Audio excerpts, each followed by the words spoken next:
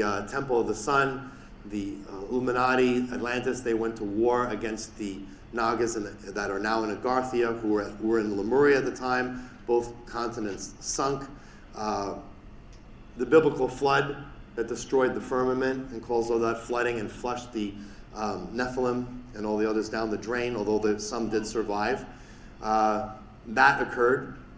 And what happens is interesting is in the Bible when Noah built the ark, that's because Noah was one of Lucifer's children. Lucifer liked having sex with human females. That was his thing. Yeah, I guess we can understand that. But and he had a lot of children. And one of them was Noah. So of course, when he knew that the planet was getting flushed down the toilet, he's like, oh, I better go tell Noah, hey, this is what's happening. So Noah's like, oh, I better build this ark here.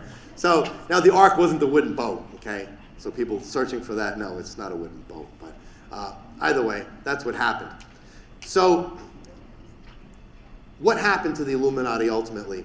Well, many of them have fled inside the Earth, or they've gone actually to Mars. And there are wars that are going on Mars right now that they're losing because all the extraterrestrial civilizations that are around here watching this unfold, who all want this planet as well for themselves, and humans really are inconsequential to them, they will not let these extraterrestrial groups get off this planet.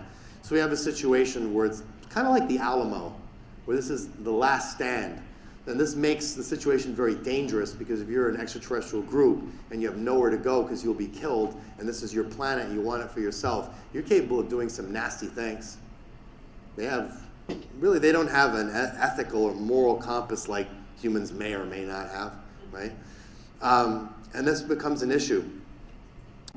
These are the questions humans don't ask because humans get so caught up in religion, whether they're Christians, Jews, or Muslim, they all very fanatical without realizing that, listen, if you're going to be a good person, just be a good person. You really need someone to teach you how to be a good person? Maybe you do, but there are other ways to learn how to be a good person, right? You can take an ethics class at college. I'm not trying to knock anyone's religion. I'm just trying to point out that there's nothing to stop you from praying to the Divine Father. You don't need a religion for that. You don't need a religion to be a good person. If you want to be religious, that's fine. Nothing wrong with that. But keep in mind that this came from somewhere. And when you look back in history, how many wars do we have based on religion? Even now, we see in Israel the same thing going up again. Islam is Judaism versus Islam. You want to call it Hamas versus Israel. It's all the same thing. Before that, you had the Crusades. This is endless religious wars. Now, do you really think that the Divine Father who said, thou shalt not kill, is a fan of killing in his name? No, he's not. He says clearly he isn't.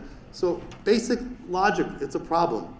So what happened to the Nazis at the end? A lot of them fled to Antarctica, into the hollow earth, and actually out into space. So if you ever see that show on Netflix, Iron Sky, anybody seen that? No one's seen Iron Sky. It's a comedy, but it's,